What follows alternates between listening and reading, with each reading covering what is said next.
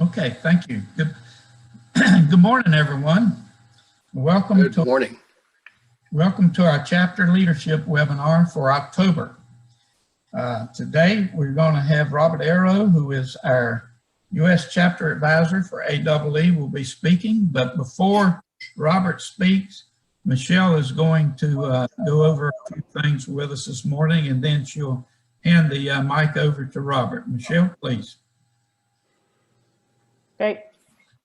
Thank you, Bob. I am going to mute everyone just so there's no background noise when we get started. And sorry if I'm a little spacey. I'm going to admit people to the waiting room as I go. So there's our agenda that Bob just kind of briefly went over. I'll spend a couple minutes giving some updates from AEE, and then we'll go right into Robert's presentation.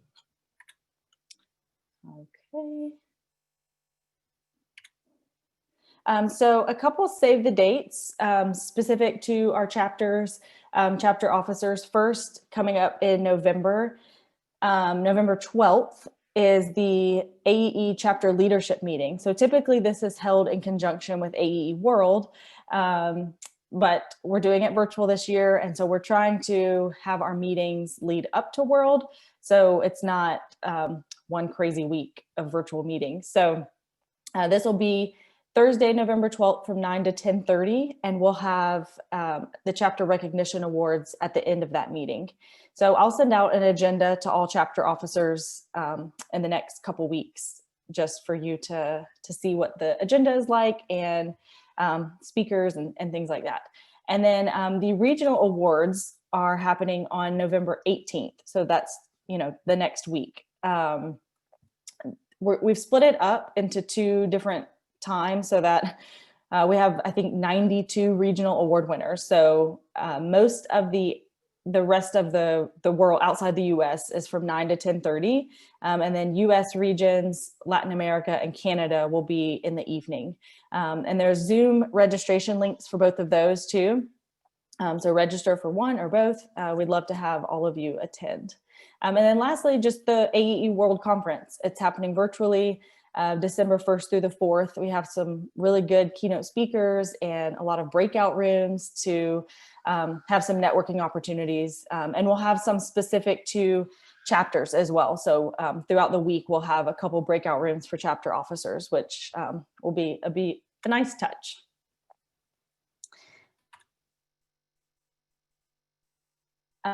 Upcoming chapter webinars, we're going to have one in November on a chapter website template. Some of you may have heard about this from a meeting last week with our executive committee. Our regional vice presidents heard about this. So just briefly, I'll give you a little overview of it. We're creating a WordPress website template for our chapters. It'll have 3 to 5 variations of like homepage designs, colors, just different things you can kind of drag and drop on the website. And so it'll be a template ready to go. As long as you have someone who can install it on your end, it'll be pretty easy. Otherwise, we'll have some staff support on our end to help get that set up. So make sure you register for that webinar when I send out that link. And then in December, we're going to have Carl Salas talk about our awards programs and how you can get your nominations in, and just go over some facts about that. And then lastly, just our conferences for 2021. We are planning to have them live. Don't know if that's going to happen or not, but right now that is the plan. I imagine there will be some sort of virtual component to these, definitely the March and May conferences. So just stay tuned for those. You can save the dates. I think even if they go virtual, completely virtual, we're still going to stick with those dates. So just something to keep in mind for 2021. And then with that, I'm going to turn it over to Robert to give us a presentation. So Robert, the floor is yours, but you may have to unmute yourself first. I think everybody can hear me. Yep. You're good. Good morning, everybody. My name's Robert Arrow. I am the new U.S. Chapter Advisor for AEE, and I'm going to talk to you about chapter meetings and CEUs. Many of you have monthly meetings and offer presentations, and there's some issues with CEUs to make sure everything's approved. Michelle, would you hit the slide? So for your monthly meetings, or if you have a conference or like an one-day energy summit, there are certain things you need to do to qualify for CEUs or professional development hours. When you and your chapter offer CEU training at your monthly meetings, be sure continuing education hours meet AEE criteria. The worst thing you can do is tell members they will receive CEUs, and if the CEUs are not properly documented or approved, they may not be applicable. And this could potentially cause members to lose their certifications. If they're relying on, if you have 10 meetings a year for 10 hours of continuing ed, if they're relying on that, in the end, if the CEUs are not applicable to their recertifications, you may have a member who does not return to your chapter, especially if they lose their certification. So it is important to make sure everything is properly documented and approved. And continuing education hours are needed for more than just AE certifications. And many of these certifications may be required for your members' job positions. In my case, I'm a certified healthcare facilities manager, CHFM, with ASHE, the American Society of Healthcare Engineers, and that certification is required for my current job position. And most of my continuing ed hours for my CHFM are energy related and through AEE. And AEE does have a document entitled Guidelines for Chapters Wishing to Offer CEUs or PDH hours. And this was sent out in the chapter setup kit. I do not believe it is available online, but if anybody contacts me, I will be more than happy to email it to you. This presentation is based off these guidelines. So, Michelle, thank you. 2 main points to make sure your members know when it comes to CEUs. There is no guarantee that your CEUs will be accepted by another organization. No one organization can make it mandatory that another accept their CEUs. And you must be clear that CEUs are issued by the AEE chapter name and not by AEE headquarters. There is a possibility this would make a difference to another organization when it decides whether or not to accept your CEUs. AEE has 10 criteria that represent the minimum requirements for AEE CEUs. So each activity, which is a training event, CEU event, is planned in response to educational needs which have been identified for a target audience. So basically, say you put on a 2-day conference, what audience are you trying to attract and what are their needs? Seems pretty basic. And each training has to have a clear, concise, written statements of intended learning outcomes. I'm sure most of you have attended CEU programs online and live where the first page has learning outcomes. This is basically the written statement of intended learning outcomes. Qualified instructional personnel are required in the planning and conducting of each activity. Makes sense. Content and instructional methods are appropriate for the intended learning outcomes of each activity. So most training can be done with a presentation, with a PowerPoint presentation. Although if you have a training event where the outcome is to demonstrate, you can set up a Energy Star portfolio. You might have to have a different live in-person training for that. And participants must demonstrate their attainment of the learning outcomes. Probably the easiest way to do that is, and I've done this on a lot of online training, is have basically a set of questions, kind of like a test after the training. If you have a 30-minute or an hour training, 4 questions regarding the learning objectives would suffice. And each learning is evaluated by the participants, basically a survey at the end where the participants can answer questions with, was this learning appropriate to them? Was it applicable to their job? Was the content adequate? And so on. The sponsor or the chapter, if your chapter is doing the sponsoring, must have an identified person, group, or unit that accepts a responsibility for developing and administering the learning activities, the training. So you need to have somebody responsible to coordinate all the training.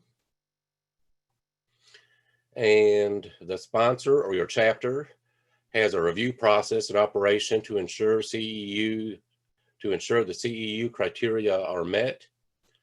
Probably the easiest way would be have somebody, probably your training person, review each presentation before it is presented.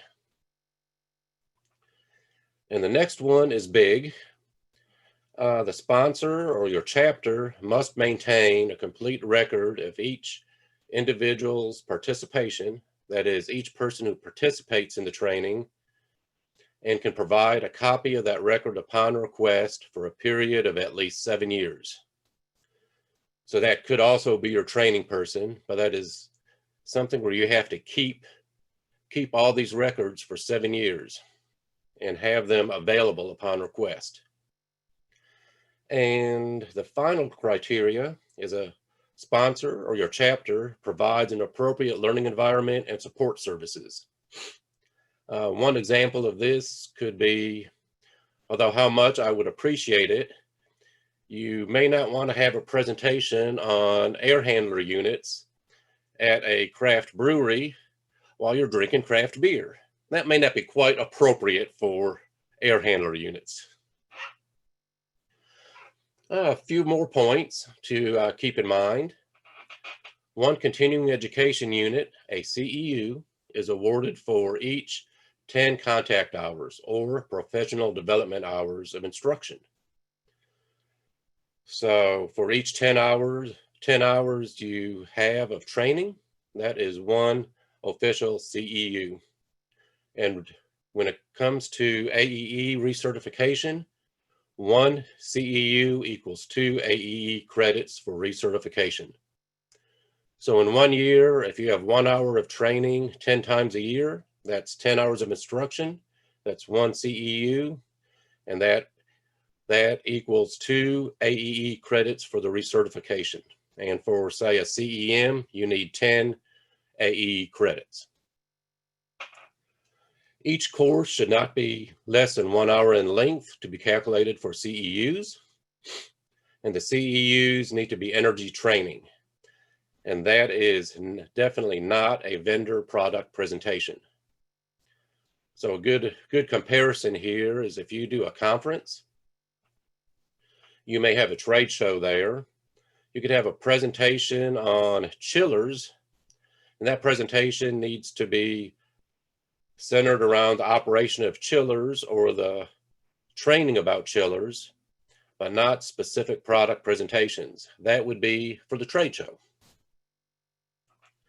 And as a second reminder, due to the importance, the CEU sponsor, that is your chapter, should maintain permanent records for the minimum of 7 years for each participant and must be able to issue a copy to the participant upon request. Again, this is important.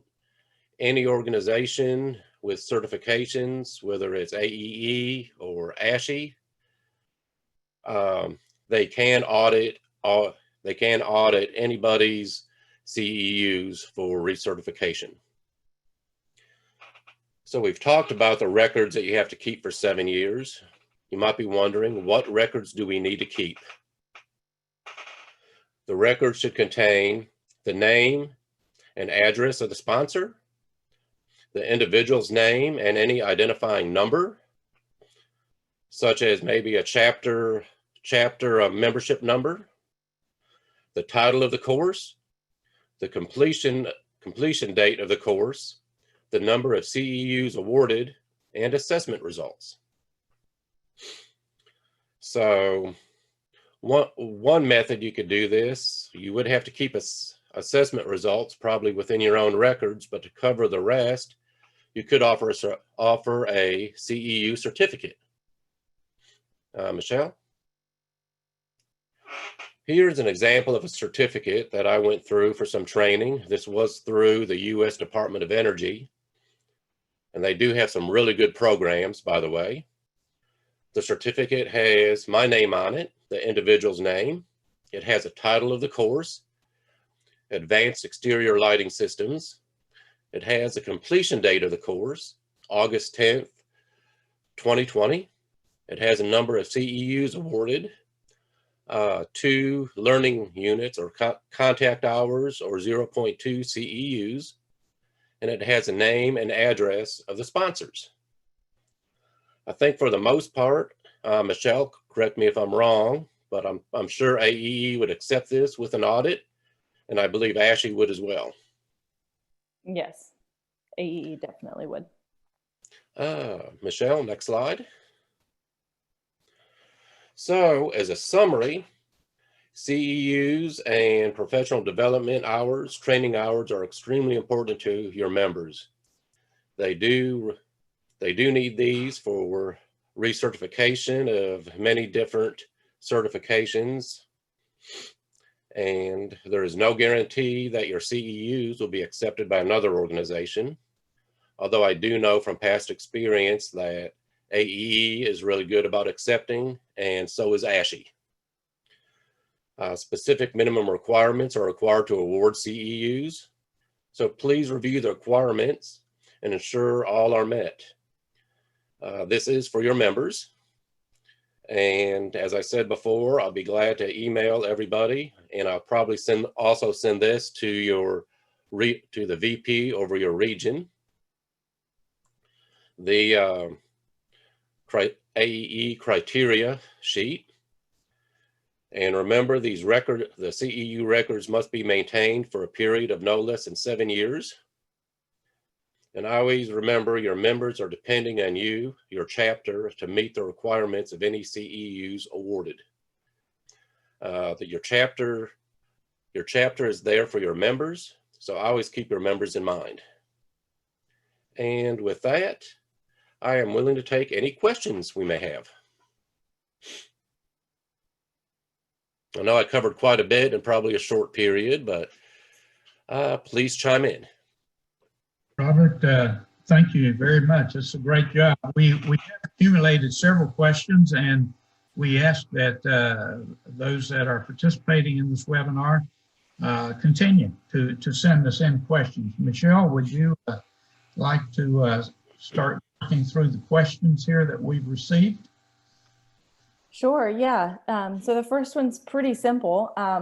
Can we provide slides after? And yes, we will. I'll send out this recording and then have Robert follow up with, maybe the regional VPs with the slides. And I'll make sure to include the document from the chapter startup kit as well.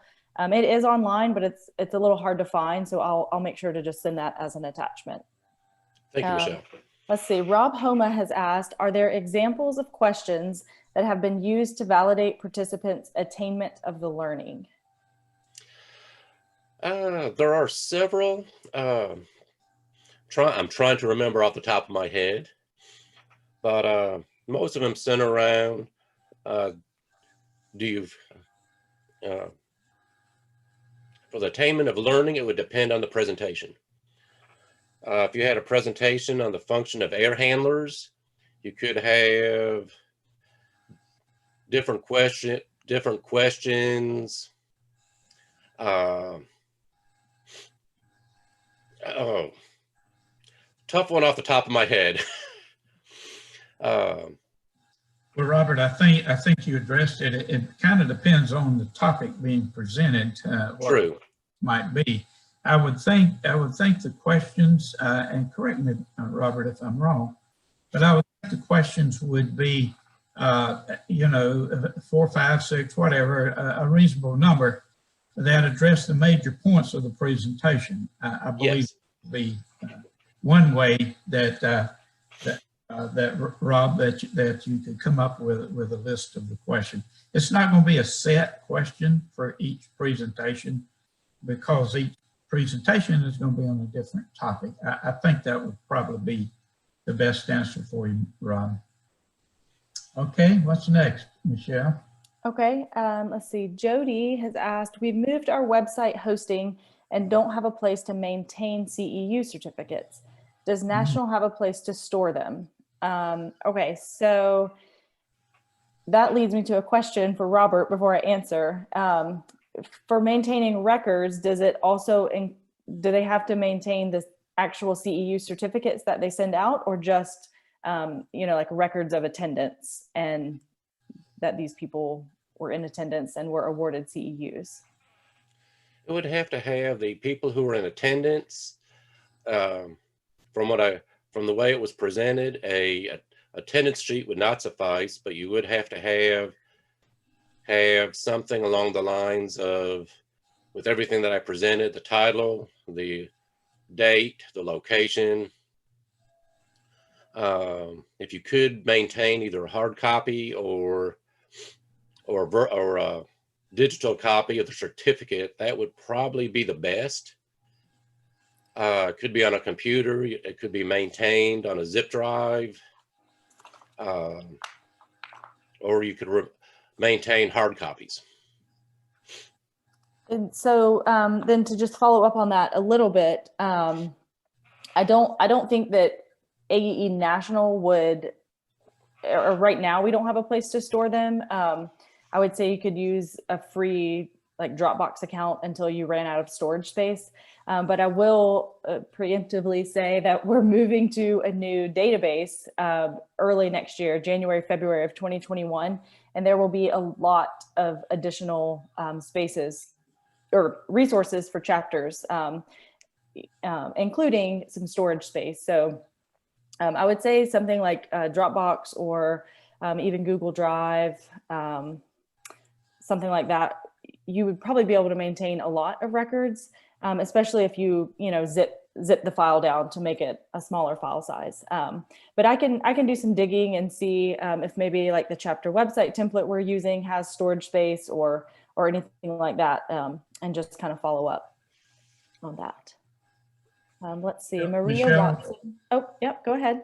I'm sorry, before we move on, it also, just to add on to what you and Robert have said, as far as storage goes, if the chapter has somebody that's more or less responsible for the training or is working the training, as Robert included in his presentation, a simple jump drive would be a good way to store a lot of that information. You don't need a website for it necessarily. A jump drive or any storage media would keep an awful lot of the data and have it available. Thank you. Yeah, that's a good point. I have a lot of those sitting around my office from just videos and stuff. If you do use like a junk drive or zip drive, it might be beneficial to have keep multiple copies with different chapter officers, just in case one gets lost.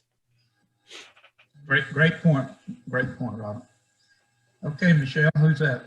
Okay, we have a question from Maria Watson. If a certification authority asks for a copy of the training results, are we to provide the individual's training details? Do we need permission from the trainee to provide the details to external certification authority? Usually if there's a question about CEUs, the organization who is requesting it will go to the participant, basically in the form of an audit, and then the individual would have to bring the documents forward to show certification. So it should be coming from the individual. Yeah, that's correct. And just to add to that, our CEM and CEA programs are ANSI accredited. And that's the exact process. We can't go to an organization and ask for somebody's information. It all has to come from the individual. So, you know, they would be the one going to you as the chapter and asking for those records.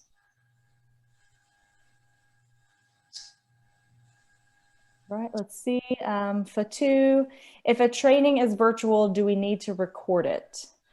Do you mean record the training, I'm guessing? I don't know if you need to record the actual training on virtual, but you would need to maintain the records. Mm-hmm.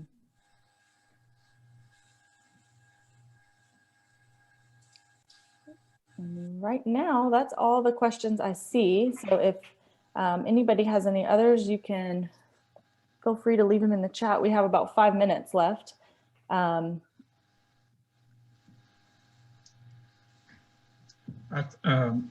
think training is one of the keystones of AEE and what we do as an organization. There's a lot of things and a lot of topics that training can be done on, and as individual members of AEE, we all benefit from the training, whether we need it for certifications or of one type or another, or whether it's just something that we just want to learn about. And I encourage chapters out there, each of you guys and gals out there, to consider putting some training together. I know with all of this reduction in live meetings that we've been facing and all the turmoil we've had this year, things are going to get better, and we're going to get back to having live meetings again, and we're all looking forward to that. But training is a critical part. And Robert, I really appreciate your presentation today. It looks like we may have picked up another question, Michelle. Missing one here? Yep, we do have one more that came in. Okay. So Jody says, we've been using SurveyMonkey to ask CEU questions during our program, especially with remote webinars, and respondents need to answer a certain % of questions correctly, usually 70% or better. Does this meet the criteria? Yes, I think it would. As long as you can document, you might want to keep a documentation of everybody's scores, though. All right. Well, great presentation again, Robert. I knew it would be, and I thank you for doing that. I also want to thank each and every person that's joined us today on this webinar. I think somewhere around the order of 40 or 41 some odd people. Michelle, I believe, is what I see, and that's great. One of the things, and Michelle, I hesitate on this, but I'm going to go ahead and mention it anyway, is that as we move into 2021, we're looking to take these webinars from bi-monthly back to monthly. And to be able to do that, we need two things. Michelle and I are dedicated to doing that, but the two things that we need are topics for the presentation and presenters, somebody to present those topics. Now, Michelle and I will be meeting later on this month, virtually, of course, and going over that, but please send Michelle, if you would. It's probably easier to get to her. You can send them to me, but better to go to Michelle. Any ideas and topics that you might have for presentations the next year, 2021. We'd love to see them. And without them, we're not going to be able to present a webinar every month. So the onus is on each of you to help us out a little bit. I'm reaching out and asking for your support and help. I look forward to seeing all of you again in November. Yes, November does fall October, and that means we're moving into a monthly webinar situation already. So we're going to talk about the website template. Michelle mentioned it briefly. There's more information going to be presented, a lot more detail, obviously. And we look forward to that. Thank you all for your time today. And this concludes our webinar. Thank you very much. Goodbye.